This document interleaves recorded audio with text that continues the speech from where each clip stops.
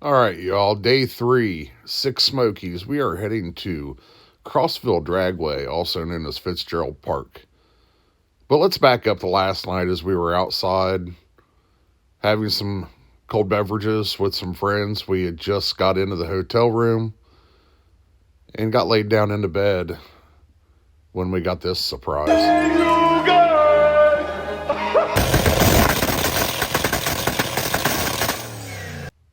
The Finnegan crew, along with Jimmy Dale and Poland, had gotten the two-step hooked up into the Rotson.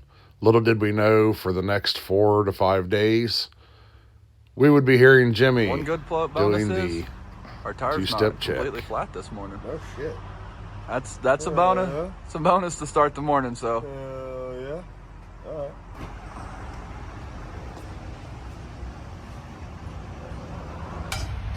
What? he gets lubed up with Hot Shot Secret too. He does? Look right there. Absolutely. Get lived up. Hot Shot Secrets. Whole week's brought to you by Hot Shot Secrets. Wait a hey, two-step check.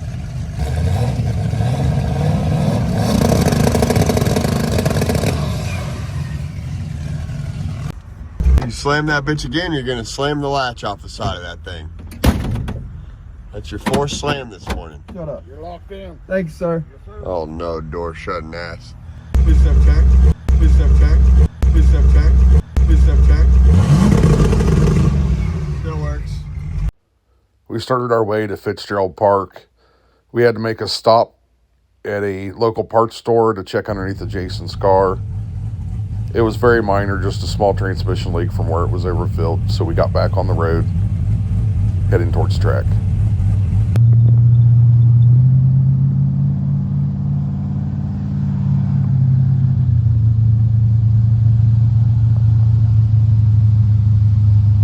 Okay.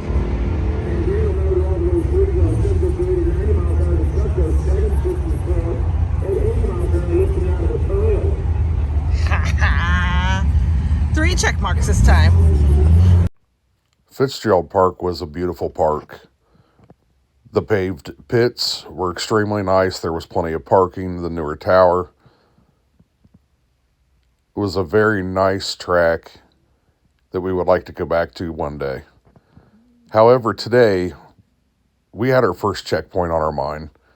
So there's not going to be a whole lot of drag racing in this video, but what we're about to show you on this trip is an absolutely amazing find and probably one of the best checkpoints of the entire trip. The drive to our first checkpoint was absolutely amazing. A lot of twists, turns, and very awesome looking scenery. So enjoy this trip as we travel along to our first checkpoint. We'll go up and down some smaller mountains, but the tree canopies and the changing of the colors of the trees is exactly why we wanted to come to this event. The scenery this time of the year in the Tennessee area is absolutely beautiful. So take it all in. I'm going to speed it all up here because I know some of you are getting tired of seeing the drives. But we'll be at our first checkpoint very soon.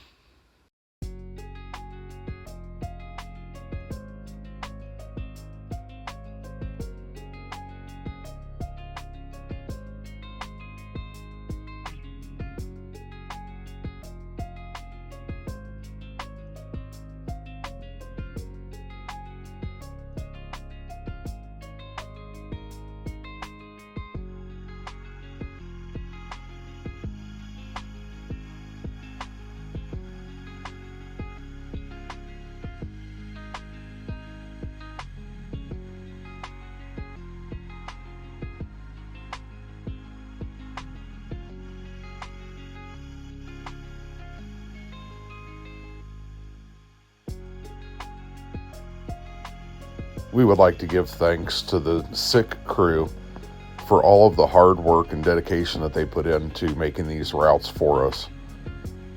The roads were really nice to actually drive. We ran into a couple of them that were kind of rough to get through, but definitely passable on a hot rod.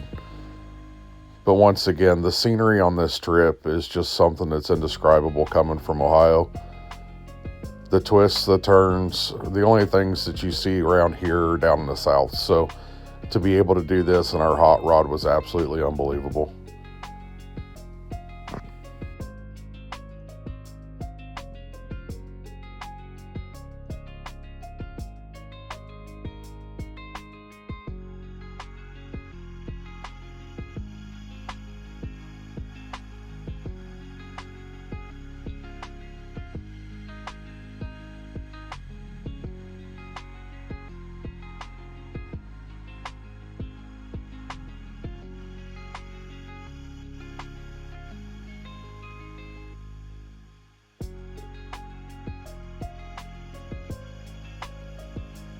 As you can see, we're not the only ones that left early from the track today.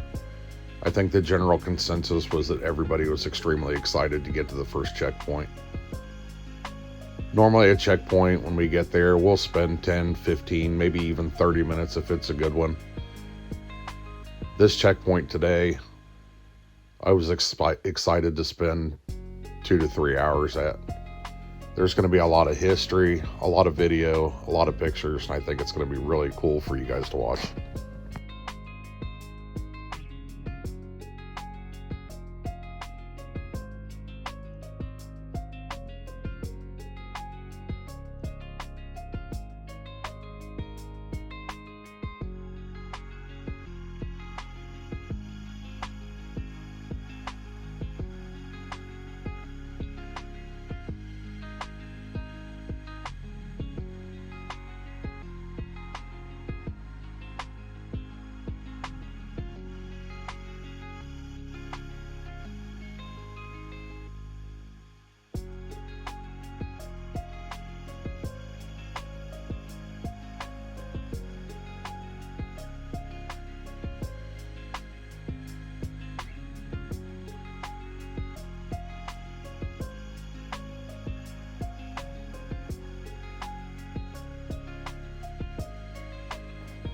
And here is our first checkpoint of day 3.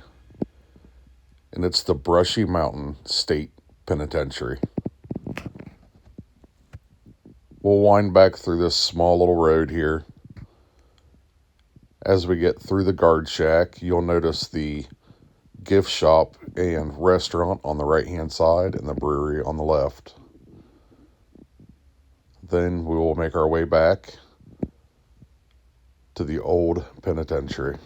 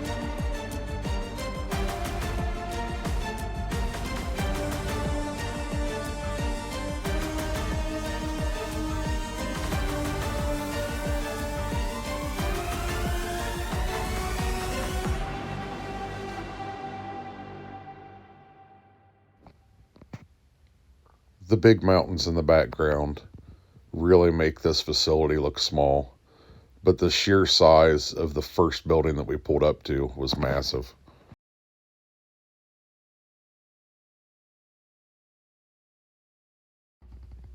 Written by Hidden Gems USA, Brushy Mountain State Penitentiary is one of the creepiest places that you can tour in all of Tennessee.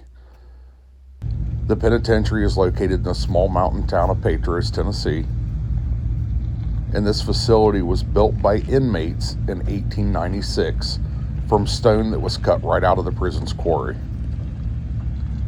It became Tennessee's first maximum security prison and was ran until 2009. Brushy Mountain State Penitentiary once held the state's most dangerous inmates, including James Earl Ray, who escaped in 1977 but was caught just 8 miles away. You can come to Brushy Mountain State Penitentiary and take a guided tour or a self-guided tour and witness all of the history yourself, including the museum that is packed with inmate-made weapons and contraband. There's also a distillery, a restaurant, and they host ghost tours at night.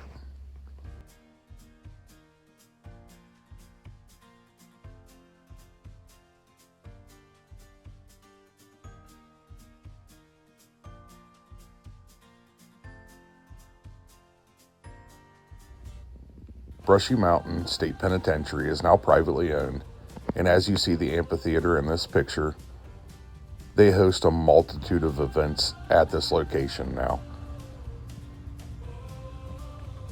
Whether it be a wedding, a corporate event, an exhibition, a festival, or a concert, you can now book Brushy Mountain State Penitentiary for all of your events.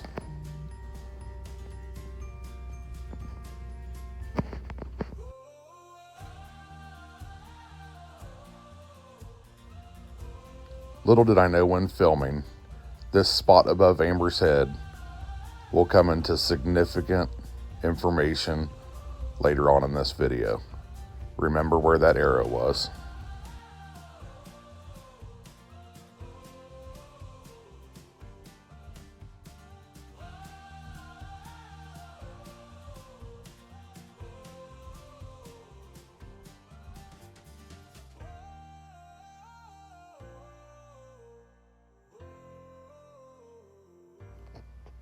We entered into the gymnasium and read that the gymnasium was used for a multitude of things. One being boxing matches where the inmates squared off. They also played basketball in there and housed overflow inmates. The laundry room at the prison was actually used by the residents of Petros, Tennessee, where they could bring their laundry and have it done for free. Now to the dark side of the prison, we come down to visit the hole. The hole is where disobedient prisoners would go, with no light, no circulation, no air, no heat. It has been said that there's many inmates that had lost their vision for weeks upon time after being released out of the hole. There was also a torture room that was done away with in 1906 as being inhumane. Prisoners were hung up by their thumbs by a pull cord.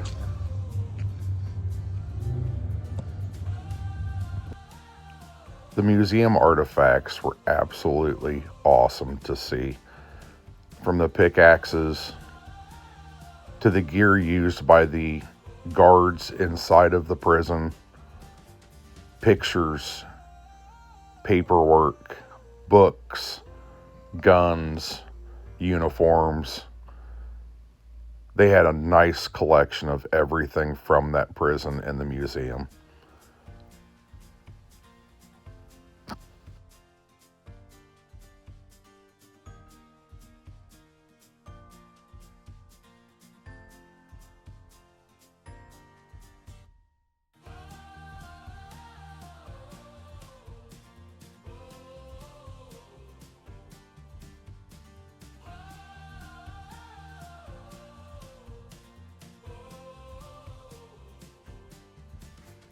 We ran across this list in the museum that named multiple inmates, their birth dates, what they did as an occupation, and how they passed away. It was a very, very interesting read.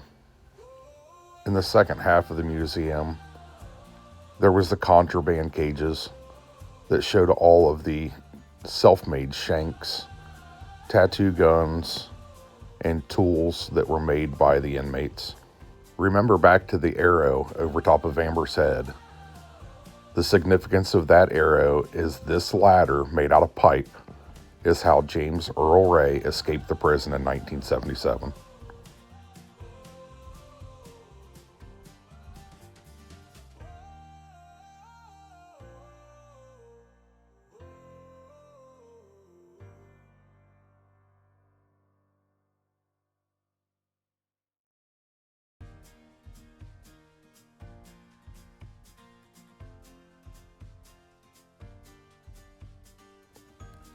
And here is going to be some contraband of how inmates used to hide drugs or paraphernalia within the prison walls.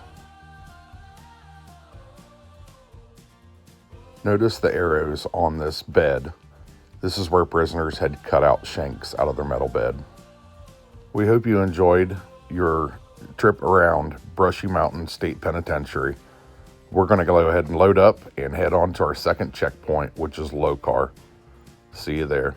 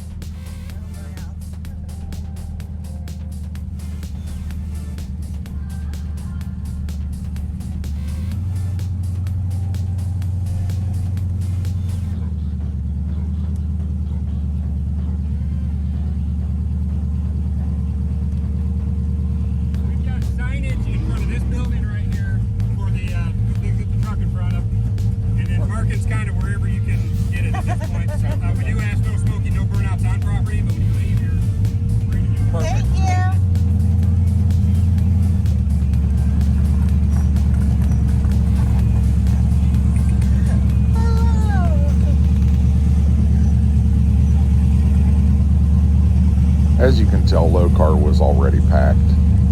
So we're going to get in here, get parked. They've got a food truck, they've got a DJ, and they've got the shop open for tours. We'll go in and visit the inside. We'll share some pics and videos.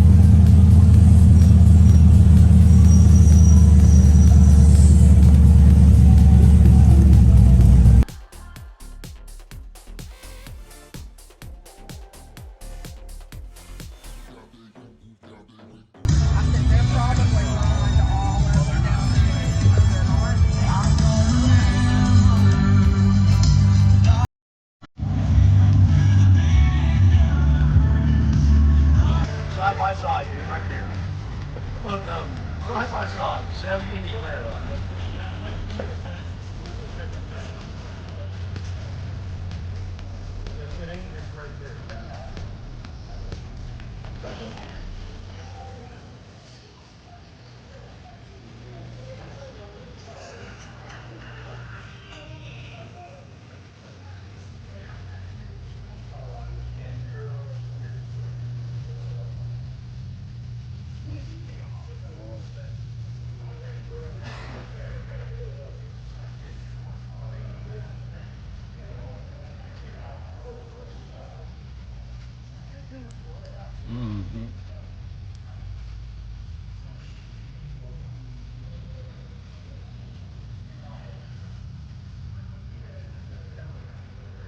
Our friends at Lowar Performance Products here in the 10 across the way. This is their Show Hunter your baby spoon. They welcome us, and they are offering manufacturing.